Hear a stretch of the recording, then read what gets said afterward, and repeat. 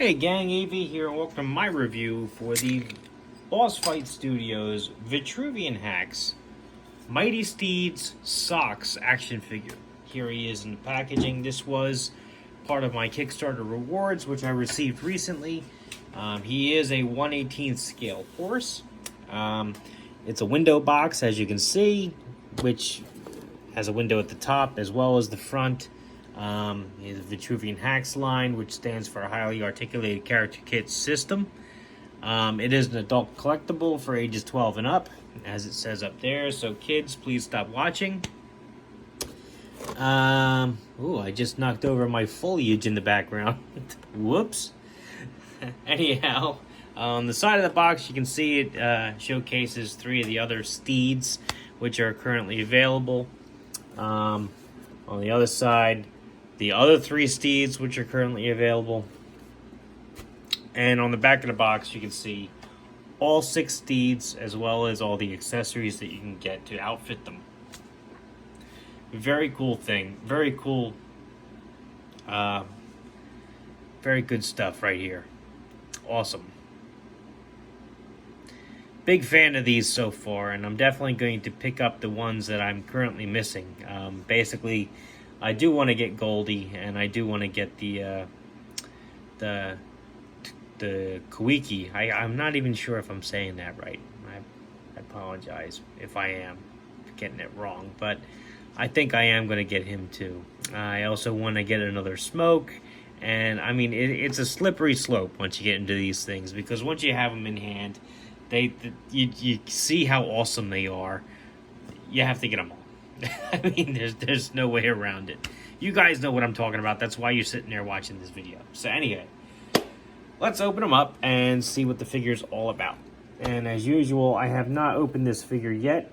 This will be my first hands-on with the figure, right live on camera here. So the box is still taped shut.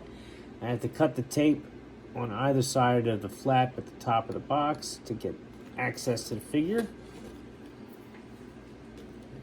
Alright, hopefully I can do so without slicing myself open. I mean, that's always preferable. However, with the camera and all the lights in my studio and everything, actually getting into the actual review area is kind of tricky, believe it or not. Let's open it up. Slide the tray out. Get the box off to the side. As usual, he comes in a 2-part plastic tray, which has a top and a bottom. The base is slid into the bottom there with the 2 pegs taped onto the bottom. Let's get the tape off of there. Before I remove the figure, we'll demonstrate the base really quick. As you can see, it's got 2 holes. As yet, I'm not sure what this hole is meant for, but I do know that this one, this concave-looking crevice there, that's meant to utilize the ball joint at the bottom of these pegs. I'm going to demonstrate that with the smaller peg first. This plastic is a little flexible, but it's very stiff, and this will crack on you if you're not careful with it. So I do recommend that you hold it very close to the ball joint and apply as much pressure as you can right at the base. Because if you do it higher up, you're going to break it, because it does require a decent amount of pressure to get it on there. So there you are. It's pretty sturdy in there too. Definitely holds a pose, and it will definitely hold the weight of the figure itself once you have it on there. You can swap it out for this one if you want to have the horse rearing up, but this is suitable for just a gallop. Let's toss that off to the side there. Get the figure out. Get that off. There we are. Let's have a look at the figure itself. As you can see, it's a brown horse with black hair and 3 white socks and 1 black sock, as you can see. So hence his name.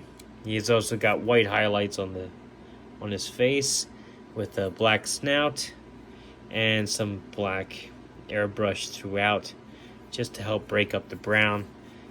It's a decent color scheme on this horse. Very nice. Very nice. Okay, so let's get on to the articulation. First of all, I will point out that the mane is removable, as is this little hair plug up here. It's pegged into a hole that's right between his ears. This is a separate piece. If you don't like this, you can take this out. It is a little tricky to put back in because I got fat fingers, so I have to somehow apply enough pressure to peg it back in there. Just easier said than done, but sometimes. But for the most part, it's not that tricky. Also, the tail is removable as well. It's removable from both this end of the ball joint as well as the end that it attaches to the horse itself. I think that's about it. So let's get into the articulation. His head is on a ball joint, which allows for a decent range of motion. You can even do rocking back and forth. As you can see, the ball joint is attached to a hinge. I don't think I've mentioned that in the previous video, so I'm going to do it now. It's attached to a hinge, which is actually hidden underneath the mane a little bit. So that enables you to get the horse to really look up and down. Very good range of motion there. In addition to the ball joint, there is a ball joint here where the neck meets the body, which offers a very good range of motion there. As you can see.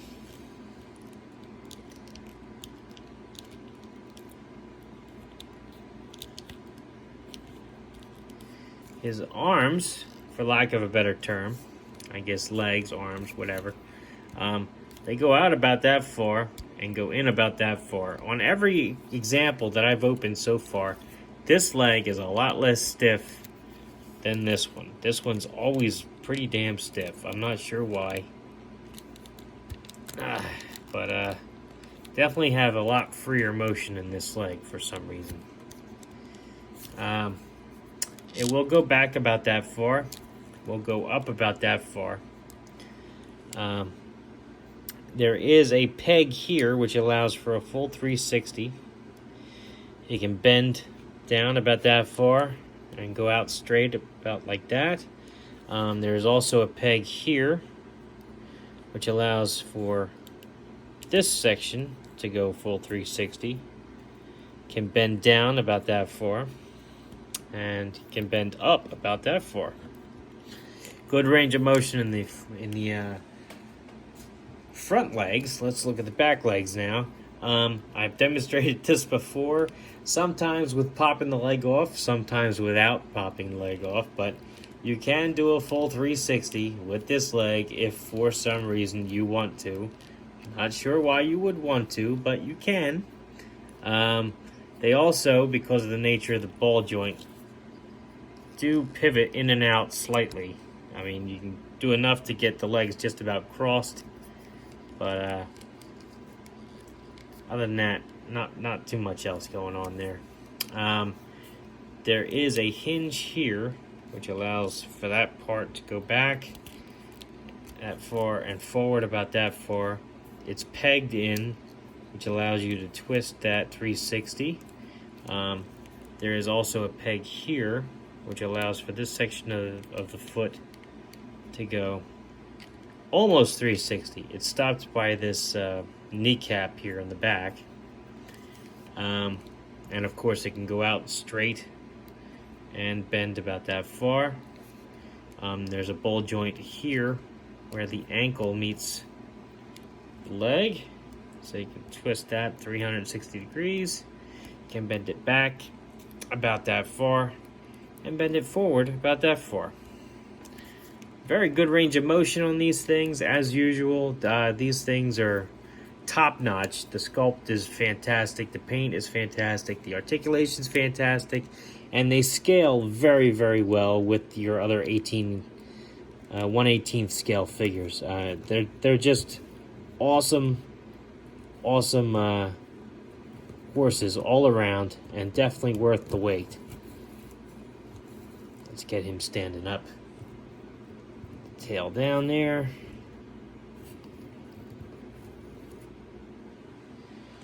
All right. Now, I think I forgot to do this with my my Frankie review.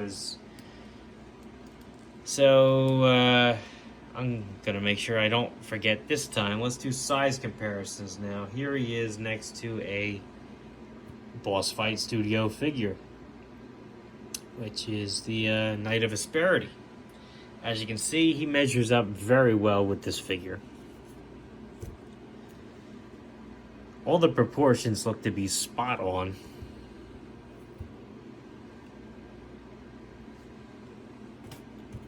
And I'm sure you want to see him sitting on there, so you can do that too. Looks great. Looks great. And because I did it with the Shield video, let's do him with a classic 3 3/4 inch figure like my Snake Eyes version 2. As usual, I use him. Sizes up pretty well with him as well. Let's get him sitting on top of there.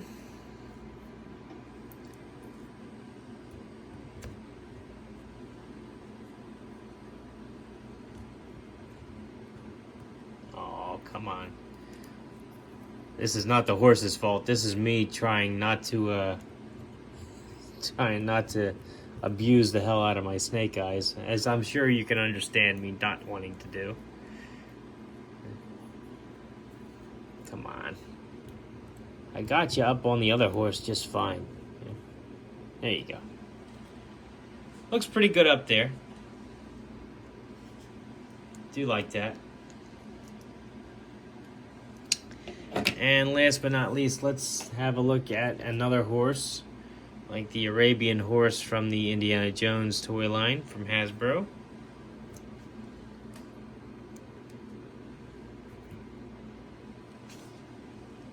As you can see, the Boss Fight Studios horse makes the Arabian horse look a little small. And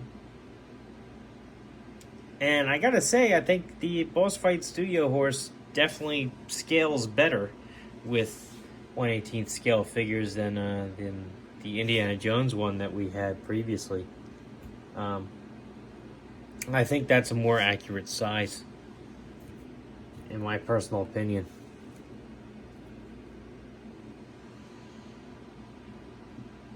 So, in closing, I think it's an excellent figure. It was definitely worth the wait. I think the paint scheme and the articulation and the sculpt are all fantastic on these things. If you are currently a Kickstarter member who has not received their horses, hang tight. The virus has caused a delay. Of course, I'm referring to the COVID-19 coronavirus, but it's a slight delay, but you'll get your stuff very soon as humanly possible. So hang in there. Pre-orders, same thing. Your stuff is in the pipeline. You will get it. And if you have not placed an order for these things yet already, I mean, you've been on the fence, I would encourage you to do so. I think they're fantastic figures, and you will be very, very pleased with what you end up getting. So, anyhow, this has been AV. If you like this video, check out my channel. If you like what you see there, please subscribe. As always, thanks for watching.